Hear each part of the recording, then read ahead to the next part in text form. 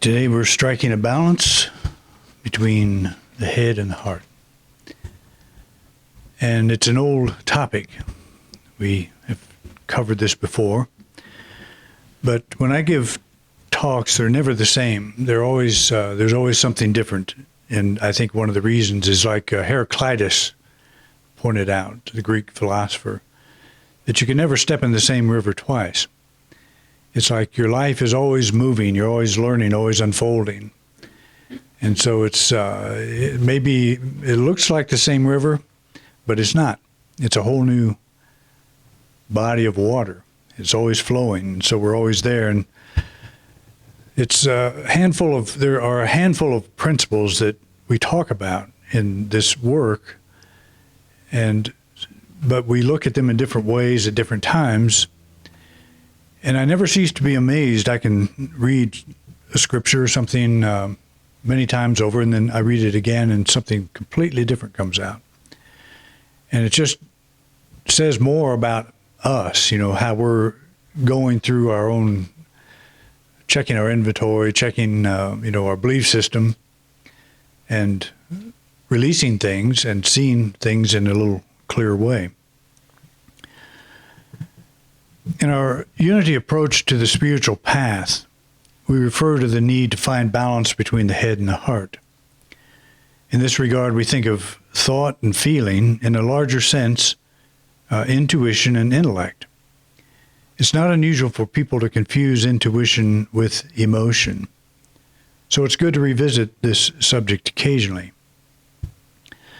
And I think that's an important thing that I want to say, because I think there are a lot of churches, books, just presentations of this type of thing that are designed to make us feel good.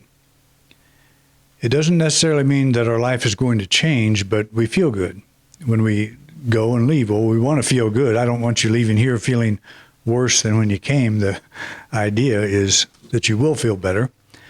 But you can get to the point where you're addicted to emotion, where I go because it feels good, not necessarily because I'm learning something. Yes, I like what I'm hearing, liking what I'm experiencing, liking what I'm reading, but it's easy to do that. And I have been in churches where emotion is the thing that's being sold. And it is very addictive. It's very fun to be in that environment. And when you're in it, you feel like you're on top of the world. But then you step out the door, and there's real life. And it's like, have you ever been to a really good movie, and it just totally takes you away? Totally, you're in that world. And then the end comes up, and you walk out, and reality starts setting in. And it's like, okay, there's the parking lot, and there's all the popcorn on the floor, and there's all, whatever is out there. And you kind of lose that, whatever it is that sent you up. And that's an emotional addiction. That's entertainment. And we need that. I get inspired with entertainment. I get inspired with that kind of experience. Music does that. Or it can do that. It can take you to a place where you don't normally, where you're not normally at. But then we have to ask ourselves, if I need that to be up there, to get up to that place I really like, then I've got something going on here. I don't really like to use the word addiction, but in a sense it is. When I started attending Unity Village, I lived in a small town that was 60 miles from Unity Village. I probably have shared this with you, but when I discovered that place, I would drive that 60 miles just gladly, and I'd do it 2 and 3 times a week because, when you're talking not 60, you're talking 120-mile round trip. And I found that I would go in the wintertime. It would be raining, just highways would be a sheet of ice and very dangerous, but I wanted to be there. It just was so nice. I didn't like where I was. I didn't like myself in the little town I lived in. I was doing construction work with my father. I felt like I was totally wasting away. And when I would go to to Unity Village, it was like, I love this world. I want this. I love this feeling that I'm getting here. I feel like I've come home. I'm not going from home to Unity Village. I am home at Unity Village. And I got where I was feeling like when I left Unity Village to go home, I was doing just the opposite. I was not going home. But anyway, it struck me one day, and I was actually on a construction job when this hit me, that we talk about God being everywhere present, equally at the same time. So I can go to this place called Unity Village, and I can feel good about myself, about life. I can be excited. Why is it? Why is it that I can do it there and I can't do it here? And the answer is because I'm making a different set of choices.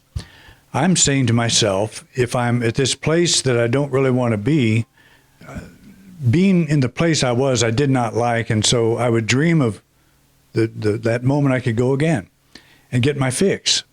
And that's really what it amounted to. So I was saying to myself, what I hear this guy up at the pulpit saying is God is every place. So why is it that God seems like he's more present there than here? And I thought, well, that's kind of an interesting question. Why is that? Am I leaving the presence of God? Am I like Jacob when he was fleeing his brother Esau and was afraid that he had left the presence of God? Because he was. Then he had the dream where he opened his mind to the ladder, Jacob's ladder, and realized this too is the house of God. So I was kind of having that experience. But on this construction job, what I started doing is I started going in early before anyone got there. And that was a state of mind that you just don't do. You go when you're expected. You don't go a minute earlier. You go in, just like when I walked in the post office the other day, and the guy that I knew could help me went to lunch. He walked out right as I was walking in. And so I knew there's no way I'm going to get help for at least an hour. But we got that resolved. But that's the thing. That was against my normal thinking. Spend as little time in the place you don't like as possible. That seems pretty reasonable. And that's how a lot of us approach life. So what I started doing is I'd go in at least 30 minutes early, maybe 45 minutes, maybe even an hour sometime, and I would just sit down in that house that was being constructed by us, and I would meditate. I would become still and just open myself, try to drop all of my preconceptions about what this was. And I would think about, well, if God is at the village, Unity Village, he's here as well. And open my mind totally in that direction as much as possible. It didn't come easy. But what I noticed is I would do that, and then I'd go about whatever the job was required that day. And I would just start noticing that I would feel these bouts of inspiration just out of the blue. Feel like something was opening up in me. And that went on for quite a while. And then a contractor would come in, somebody that was doing sheetrock or somebody that was doing just one of the jobs that had to be done, below the insulation or whatever. And I began to see them as messengers of God. And I can't really explain that because they didn't talk like messengers of God for the most part. They did speak a language I understood, but I did not ever think of them that way. But this started happening. It was like, it's all divine. It's all playing out right in front of me. And I'm saying, I wish I was someplace else. And I actually got to the point where that was a gift to actually go there and do that and see that change occur in me. And the amazing thing about that was, it was a very short time later I was invited to start my ministerial career, to move to Unity Village, or move to that area where I would go every day to classes there. And it was like I had to resolve that before I could move on. I had to see the presence of God here in this now moment. And even though I've had that lesson, I forget it. I still forget it. Because that was then, and it's a great story, but this is reality here. It's very different. Yeah, God could be there, but not here. So we go through this kind of thing, and it's like, it's okay to do that and to forget, but it's hard on us. That's the drawback. And so it's, we hope that we learn more as we go, that we hold on to these ideas, that we can continue to keep kind of on the even keel. But that's the thing. My head was saying, I don't want to be here, I want to be there, because my heart leaps with joy when I'm there. Well, is there a way to get the heart to leap here? That's the important thing to ask. And again, it's a commitment, to make that change. But it's possible to do because I did it myself. I can prove to myself that it's possible. That's not something I would have thought I could do. And I didn't do it. What I was doing is letting go and stop judging, saying, I'm here, so being here means I'm going to be unhappy. That's how we evaluate things. It's got to happen this way or I'm not going to be happy. Not true. But it's, all of us have that opportunity, right? You're probably in a here right now. Not here, hopefully. Hopefully you're in a there here. But it's an interesting thing that we do. We go through life. Do we ever leave the presence of God? The answer is no, but yes, in here we do in our head. So we want to get back to the heart. For me, unity introduced a spiritual logic that had been missing from my religious indoctrination. And I say indoctrination in the sense that that's just what I grew up in. I'm not saying that I was set down and they turned on the spotlight with a rubber hose and said, you've got to believe this way. It's not that way. You're just born into a culture and everybody assumes that's the way it is. And so you assume that's the way it is. That's what all your authorities are saying. So for me, unity introduced a spiritual logic that had been missing from my religious indoctrination. We were told that when a teaching did not make sense, we needed to take it on faith. This is an appeal to emotion. There's something that feels good about that. You don't understand this? That's all right. Just know that it's okay, that you'll be all right. And what you do in that is you make an emotional shift. And that feels good to hear that. I don't understand it, but I'm okay. And so we accept that at some emotional level. But our head's just kind of closing its eyes. And that's the difference between emotion and intuition. Emotion is something of a more surface experience. It's the drug of feeling good. It's you understand the difference. Intuition is what causes you to leave an old way of thinking in spite of the fact that you're surrounded by the old way of thinking. It's following something deeper in you, whereas emotion is like whatever feels good, do that. And there's a total difference. And a lot of people are completely run by emotion, and they run on it and do some pretty crazy things. All of us do. If we're reacting to something in anger, fear, whatever, we're running on emotion, and we all know what that feels like. Not so good. So it's not but unity to me introduced a spiritual logic. What I read from Emily Cady in her book, Lessons in Truth, made sense to my head. And it was the first time that it happened.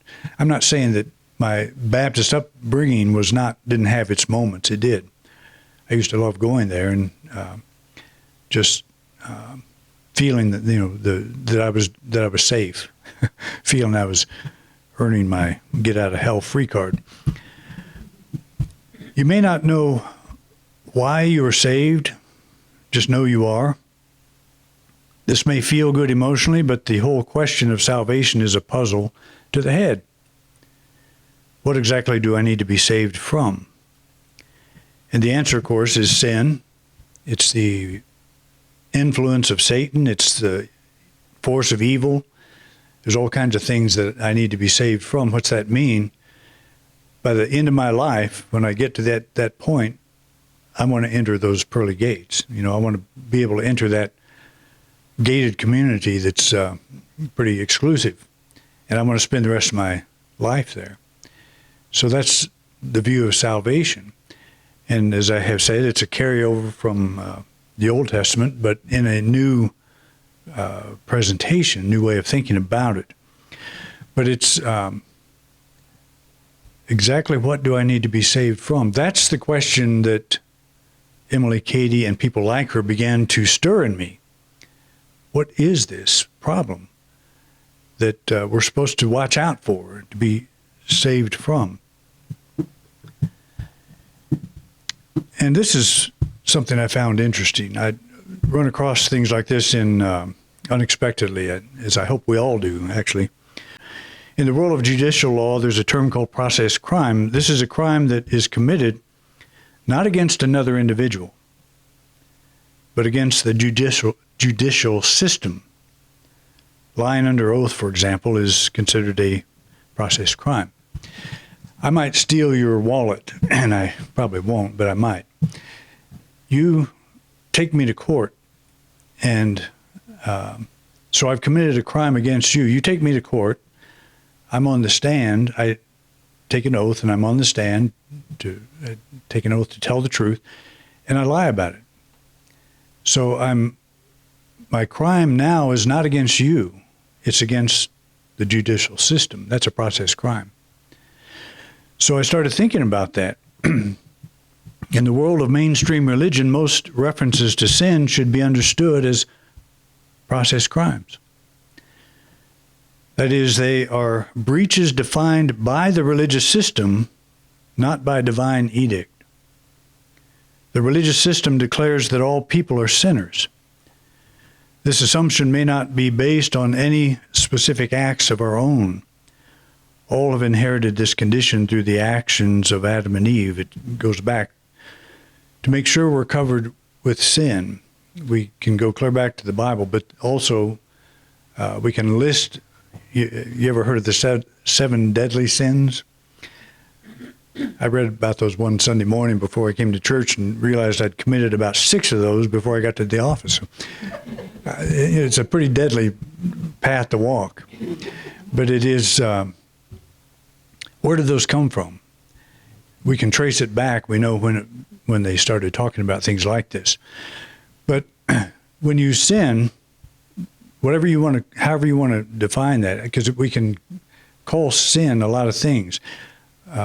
I grew up again in the Baptist church, where I was exposed to it for a lot of my youth. And there's a sect of the Baptist church that considers dancing a sin. That's not true with all Baptists. It's not true with all religions.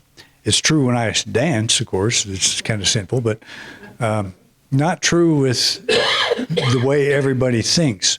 So that would be an example of a process crime against the religious system, where you shouldn't do that. You shouldn't do this. What if you think negatively about somebody?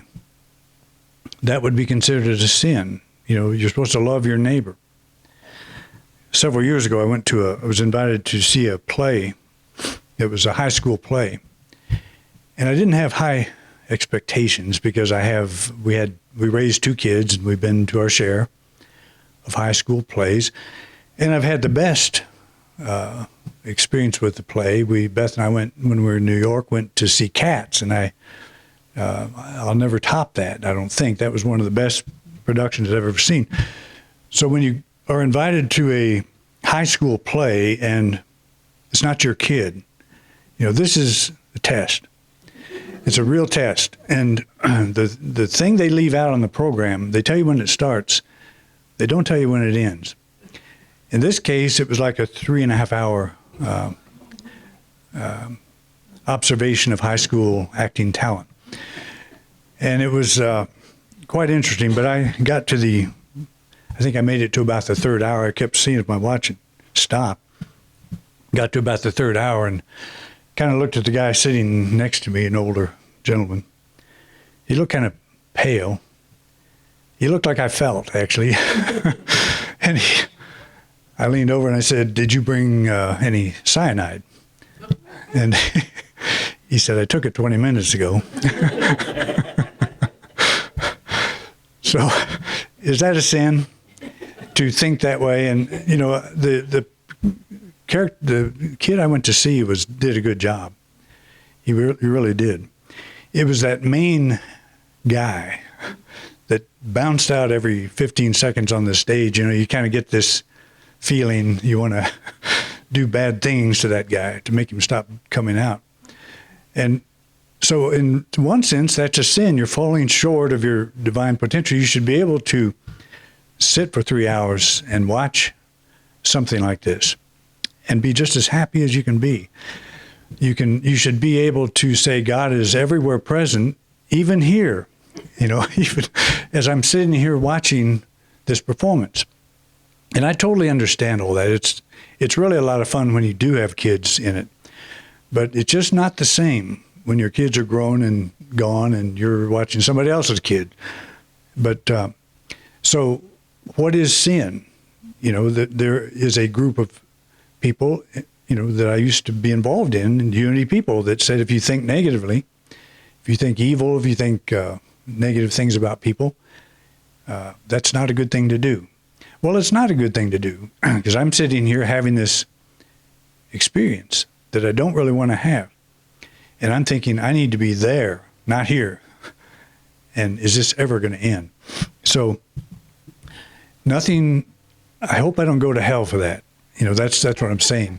If that's a sin, then I've committed a lot of those. And I probably have a pretty good storehouse full of them because I've had those feelings a lot of times in my life. So I've come to the point where it's not the best way to think, but I don't think I'm going to go to hell for it.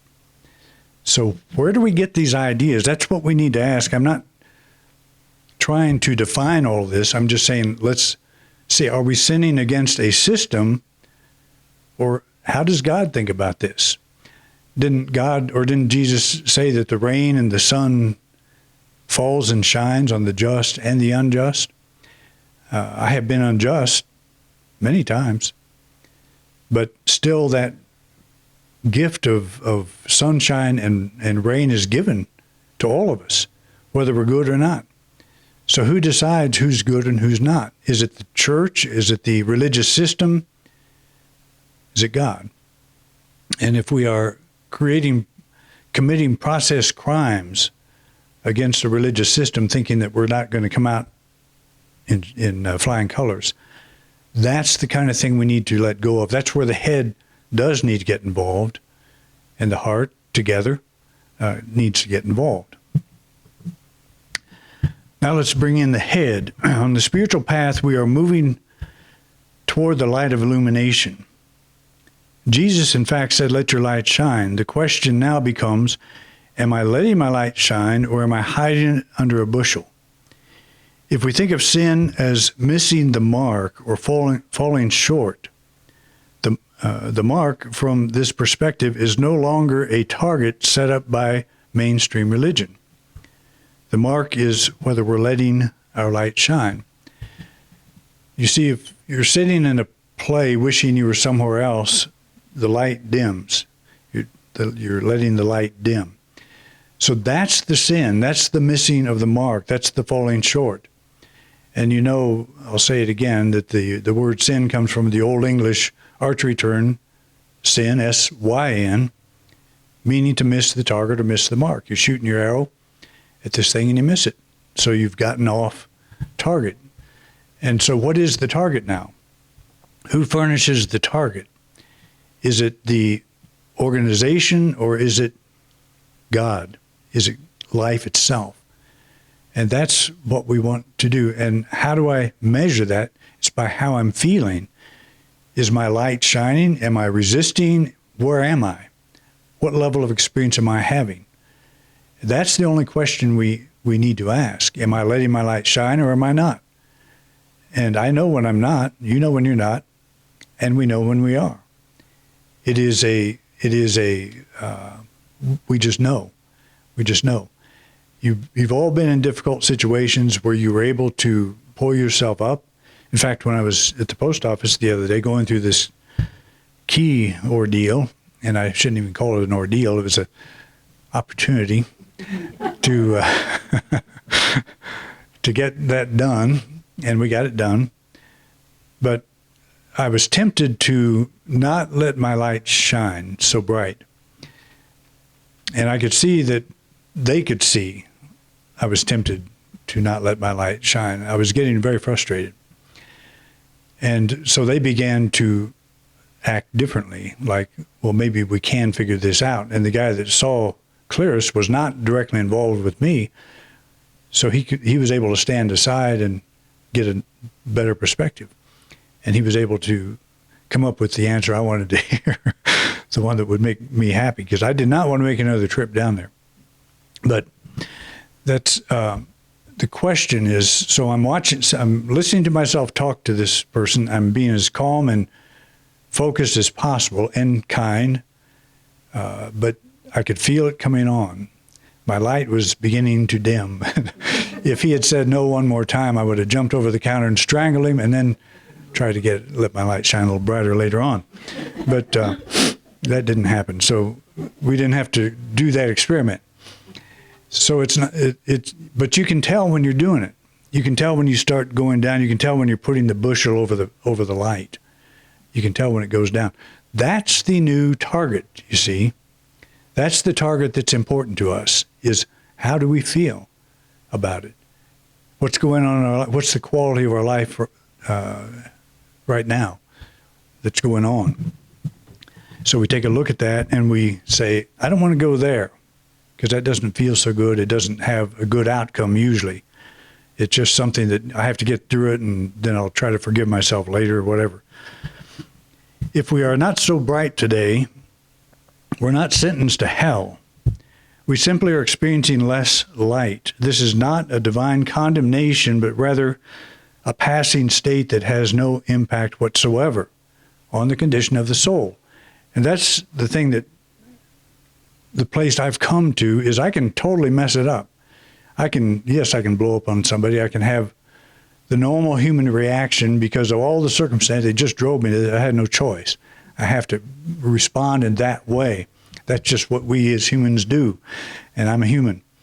So we can have all that, but then we can stop ourselves somewhere in the midst of that and bring it to a different level, bring it to a different place. But even if you do that, even if you totally blow it, your soul is just fine. And I know that will go against a lot of the mainstream thinking, but I have come to this place where I cannot damage my soul. I will never jeopardize my ticket into that gated community, wherever that is. Spiritual logic is straightforward. You are already whole.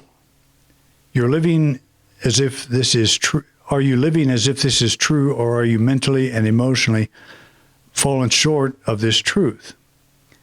This is where we strike the balance between head and heart.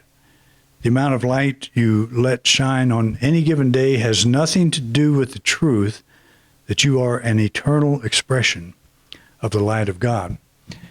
And knowing this helps you let your light shine just a little brighter in just about everything you do.